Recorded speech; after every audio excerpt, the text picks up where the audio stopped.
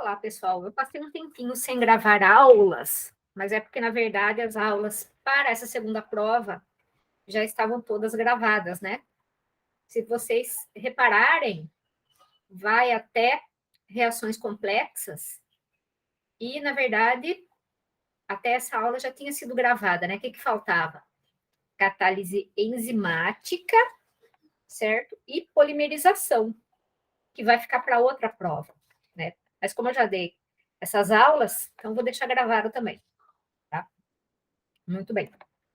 Então, começando aqui pela catálise enzimática, né? Então, como provavelmente vocês já conhecem, né, as enzimas, elas são catalisadores biológicos, né, que atuam de acordo com a natureza, né, em meio homogêneo, ou seja, na mesma fase.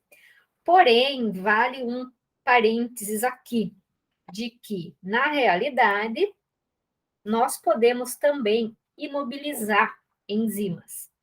E essa é uma área de pesquisa que já tem ganho bastante importância, que é a biocatálise em meio heterogêneo.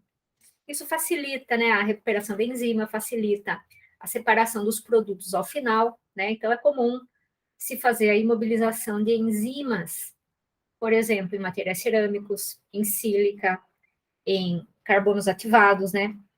Em vários tipos de suporte, geralmente porosos, né? Que tem uma elevada área superficial, e isso favorece a eficiência de processos que ocorrem em superfície, tá? Então, o que nós temos aqui, ó? Que as enzimas, elas são catalisadores biológicos homogêneos, ou seja, atuam na mesma fase da mistura de reação. Então, foi esse parêntese que eu coloquei, né? Então, hoje em dia, já para, por exemplo, fins de aplicação em remediação ambiental, então é muito comum, né, se imobilizar enzimas. E as enzimas, elas são proteínas ou ácidos nucleicos que apresentam um sítio ativo. Então, o que a gente chama de sítio ativo é uma região na estrutura dessa biomolécula em que vai ocorrer uma complementaridade de forma e de natureza de interações químicas, que vai dar lugar ao que a gente chama também de reconhecimento molecular. Ou seja, existe uma afinidade específica por um tipo de molécula, que nesse contexto é chamado de substrato, né, uma molécula, ou o que a gente chama de análogos também, que são moléculas com pequenas modificações estruturais. Ela vai ter uma afinidade muito alta, muito seletiva, específica, né, por um determinado tipo de substrato. Né? E, então, esse sítio ativo é uma região da estrutura da enzima em que vai ocorrer, né, essa ligação do que é o chamado substrato, certo? Aqui tem um exemplo, né?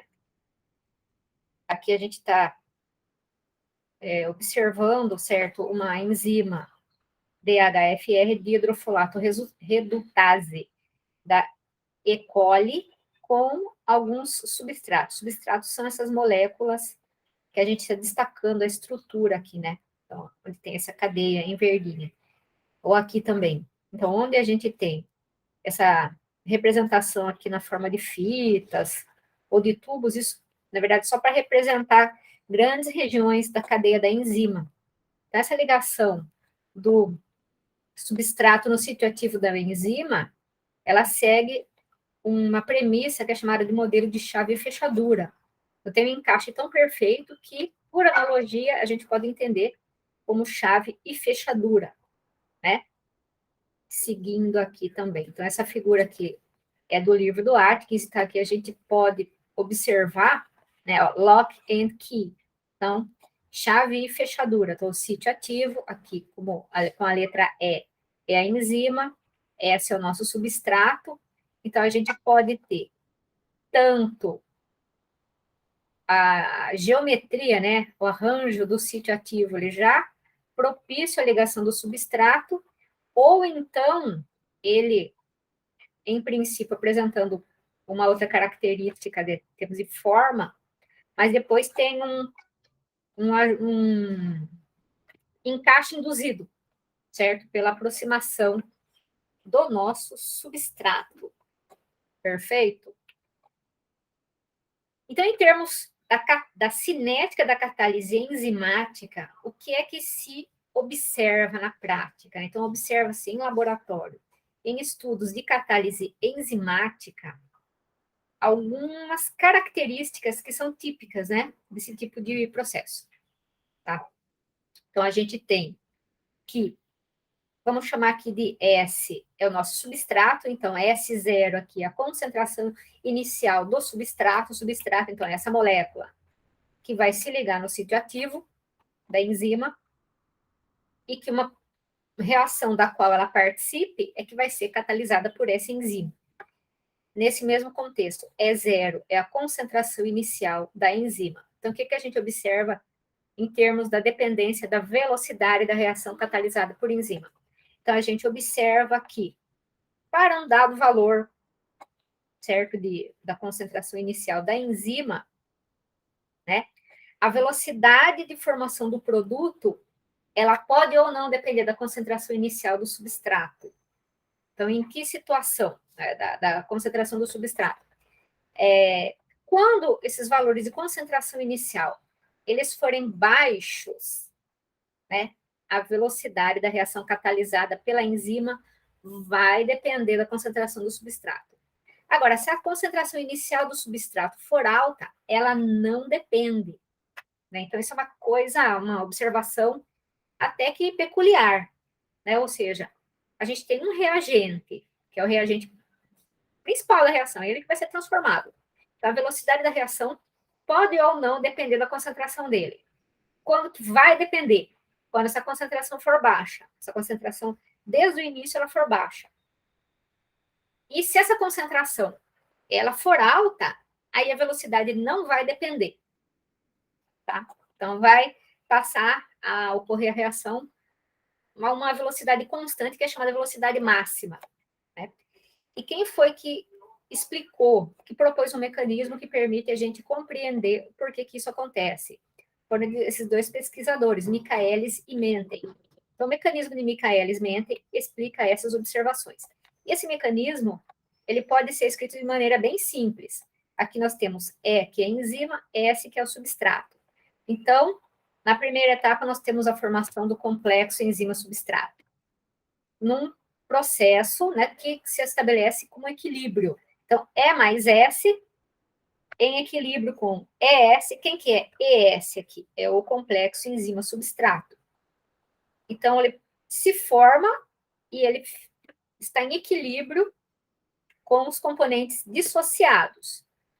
E ele também participa da etapa de formação do produto, né? Então, ES, uma vez formado, ele pode tanto voltar aos reagentes de partida, como ele pode formar o produto, que é P, e liberar a enzima. Aqui nós definimos quem são as constantes de velocidade de cada etapa. Ka é na direção da formação do complexo enzima-substrato.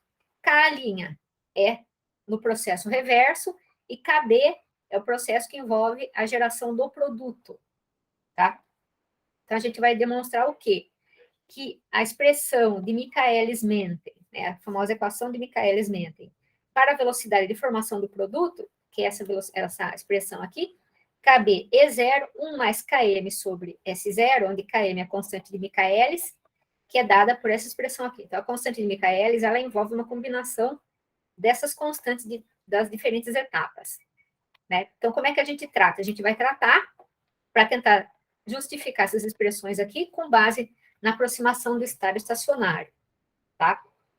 Então, a gente vai observar que ES é o nosso intermediário. E vamos aplicar a aproximação do estado estacionário. Então, nessa etapa aqui, ó, ES, E mais S, dando ES, ele é formado, o intermediário. Então, vai ser Ka vezes E vezes S, que é o que eu tenho aqui, ó. Na etapa reversa, ele é consumido, né?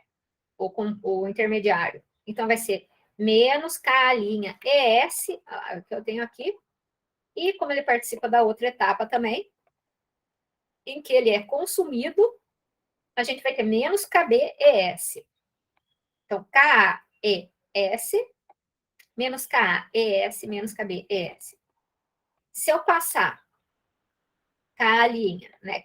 Esse termo aqui menos K' é S, esse termo aqui menos KB é S, para o lado direito da expressão, e colocar ES em evidência, né? Fica esse termo aqui em cima, né? No denominador, no numerador, e fica K' mais KB no denominador, né? Então, é o que eu tenho aqui. ES, deixa eu rabiscar aqui para ficar mais claro, né? Como eu tenho essa expressão aqui, então eu passo esses dois termos para o lado de cá, eu fico com K e S é igual a ES, coloco ele em evidência, então fica K' mais KB. E aí eu isolo a concentração do intermediário e ela fica Ka ES sobre K' mais KB. Essa expressão aqui. Então, justifiquei. Certo? Aí, tá vendo que eu tenho aqui, ó, Ka sobre K' mais KB? O inverso disso é chamado de Km.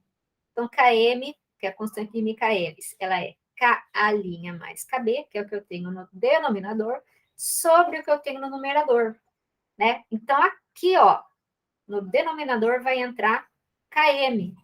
Então, eu ficaria com ES igual a ES sobre Km, né? Aí, na sequência, nós vamos fazer algumas considerações de que, em qualquer momento, certo? Como tudo que eu coloco da enzima, certo? Ela pode formar o complexo enzima-substrato, né? Mas como está em equilíbrio, então vamos supor que eu coloque 10 moléculas, é um valor aqui fictício, 10 moléculas iniciais. Depois que a reação começou, vamos dizer que 4 delas formaram o complexo enzima-substrato. Então, quantos estão na forma livre? 6. Né? Então, essa combinação, essa soma, né, do quanto está ligado, formando o complexo enzima-substrato, e o quanto está livre, se eu somar os dois, sempre tem que dar o quanto eu coloquei no início. É isso que eu tenho aqui. E0, que é a concentração inicial, a qualquer momento é E mais ES. A mesma coisa valendo para o substrato. S0 é igual a S mais ES. Porque qual é o destino, né, do substrato? Uma parte dele vai estar livre, uma parte vai estar ligada na enzima, na forma do complexo enzima-substrato. Certo? Então, o que eu vou fazer? Né? Eu vou pegar essa expressão aqui, né, e vou dizer que a cada momento, onde eu tiver tá vendo? Vai ser sempre E0 menos ES. Vamos escrever aqui. Então, a partir... Ai, amiguinho, não seja malvado comigo. Então, a partir dessa expressão aqui, eu vou dizer que a qualquer momento que a concentração restante de enzima livre é igual a E0 menos ES, certo? E vou considerar também que para efeitos práticos isso é real, né? Que a concentração do substrato é sempre muito maior do que a concentração da enzima. A gente não tem que fazer o experimento, se eu usar 1 mol por litro do substrato, a reação ela vai ter uma velocidade aceitável, né, satisfatória, por catálise enzimática, mesmo que eu use uma concentração de enzima da ordem de 10 a menos 5, 10 a menos 6, 10 a menos 7. Uma concentração muito baixa. Né? O processo funciona bem, porque as enzimas são altamente eficientes. Então, a gente pode usar uma concentração muito baixa, que mesmo assim ela funciona bem, né? Então, eu posso considerar, certo, que a qualquer momento, né, a concentração de substrato livre é muito próxima à concentração inicial, tá? Bom, enfim, o que eu vou ter aqui, né?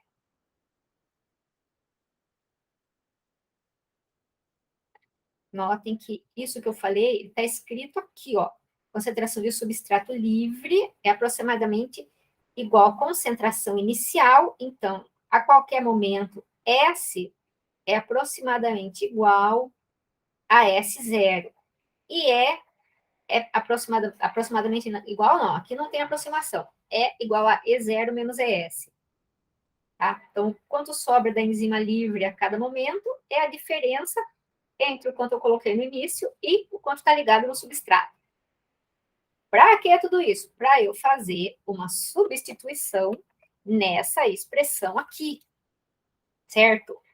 Então, onde eu tenho E, estão vendo? Vai entrar E0 menos ES, e onde eu tenho S, vai entrar S0.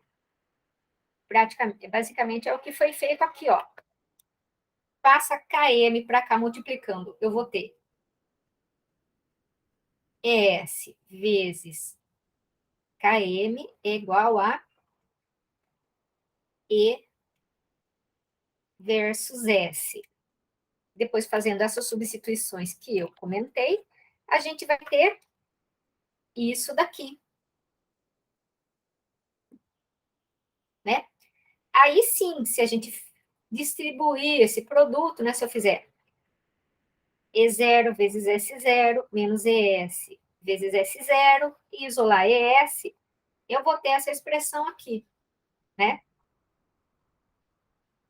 E depois, a gente escrevendo dp/dt, eu estou quase escrevendo tudo de novo para ficar mais claro aqui. Vamos escrever. Então, eu tenho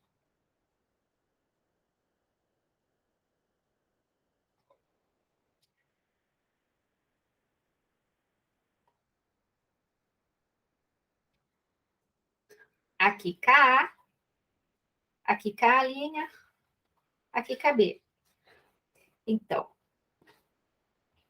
aqui vocês já estão craque nisso. Ó. Vocês têm que entender o que eu estou fazendo. Ó. dsdt, que é o intermediário, vai ser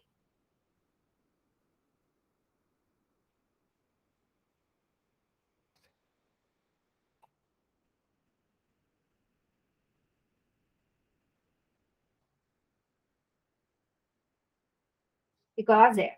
Ou seja, ES é igual a K, ES, K' mais KB. Ou seja,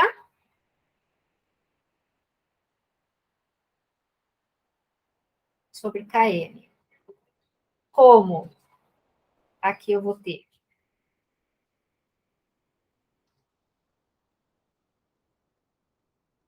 E0 menos ES e S0 igual a S, então eu vou ter aqui ES vezes KM é igual a partir dessa expressão aqui, ó, levando em conta essas considerações aqui, né? Então, eu vou ter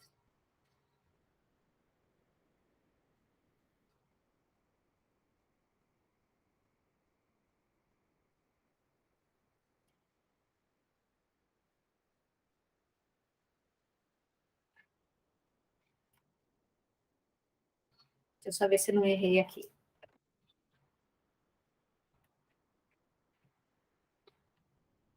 Certo. E aqui, S0. Aí, eu vou copiar essa expressão aqui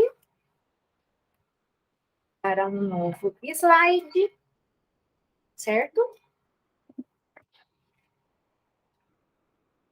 Eu vou ficar como o seguinte.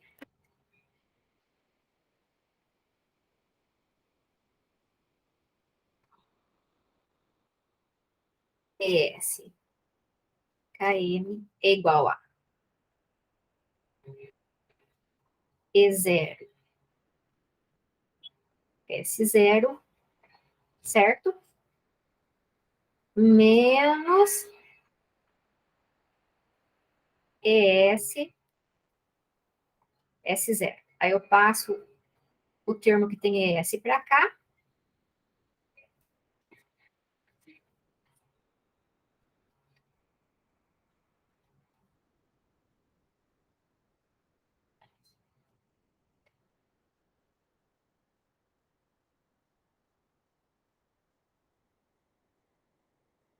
E0, S0. Agora eu coloco o ES em evidência de novo.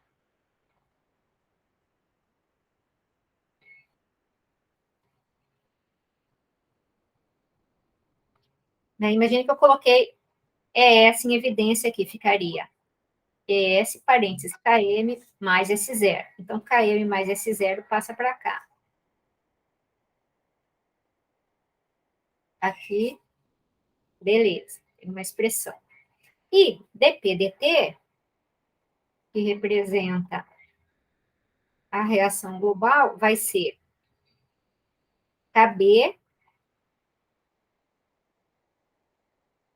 ES. Então, dP/dt é KB vezes isso daqui. Que é, né? dP/dt é igual a V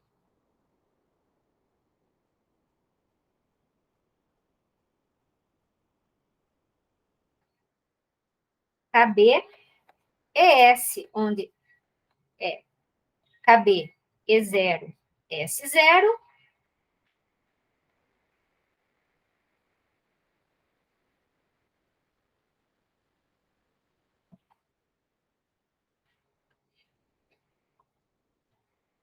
M mais S0. Se eu passar este S0 dividindo no denominador, vai ficar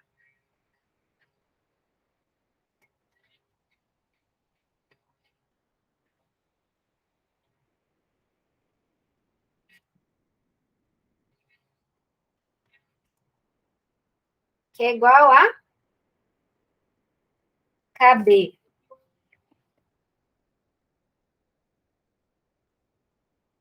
E0, 1 mais KM S0, que é a equação de Michaelis. Explica o seguinte, por que que se S0 é pequeno, certo?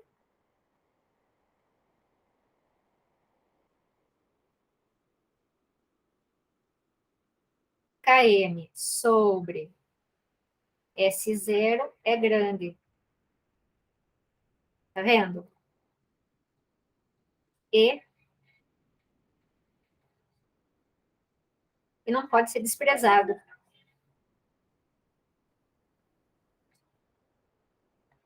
Aqui, né? Então, a velocidade depende de S0. Agora, se S0 for grande, essa fração aqui é pequena, então ela pode ser desprezada perto de 1, e a velocidade não depende de S0. Então, aqui a gente tem a explicação da expressão das observações experimentais, né? Que é o que está escrito aqui. Ó. V igual a KB E0, 1 mais KM sobre S0.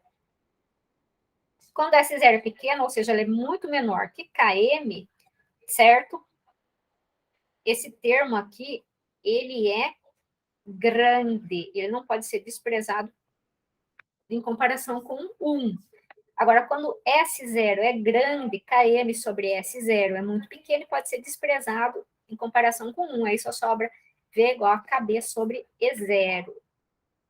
E é o que a gente tem aqui, né?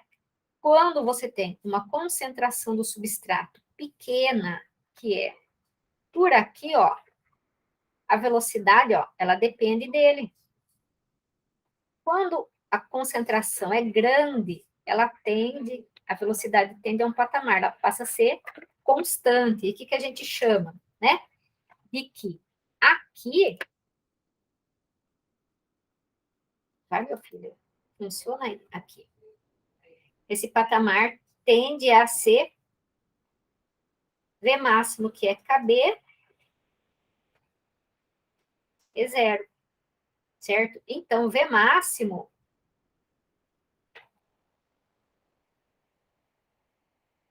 depende de E0. Se eu quero ter uma velocidade máxima maior, esse patamar fique para cima, eu uso uma concentração maior da enzima. Se eu não estiver preocupada com isso, eu posso usar uma concentração menor da enzima, né? E para a gente testar, né, se um processo segue o mecanismo de Michaelis ou até determinar o valor da constante de Michaelis e determinar V máximo, o que eu faço? Se a gente inverter essa expressão aqui, tá vendo? Se eu fizer, ó, eu tenho V máximo 1 sobre Km mais S0. Se eu inverter,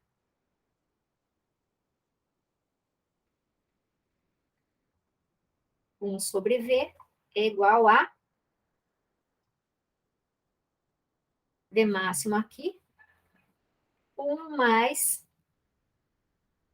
Km S0. E se eu separar esses termos, né, que estão nessa soma aqui, eu fico com 1 sobre V é igual a 1 sobre V máximo e V máximo Km sobre S0. Então, eu uso, ó, 1 sobre S0 como X, isso aqui como Y, né? E faço uma equação de reta aqui, ó. 1 sobre V, 1 sobre S0. Qual é a inclinação? Km sobre V máximo. É o que eu tenho aqui, ó. E qual é o coeficiente linear? 1 sobre V máximo, certo? Então, na inclinação,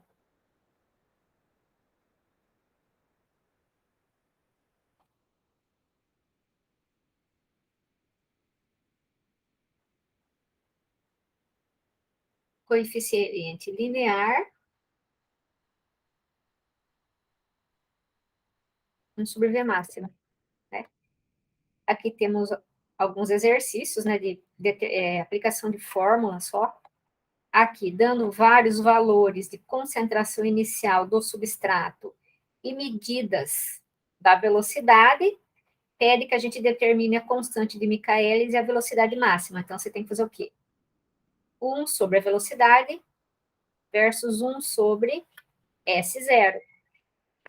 E, por fim, nós temos aqui o que nós chamamos de inibição enzimática. Apesar do termo inibição, muitas vezes ele nos remeter a ideia de que essa inibição seria uma coisa indesejável ou negativa, né? Normalmente, a inibição enzimática, ela pode se tirar proveito dela para o desenvolvimento de medicamentos, né? Então, por exemplo, se nós queremos complicar a vida de um parasita que está no nosso organismo, né, a gente pode impedir o funcionamento de enzimas do organismo dele, certo? Como?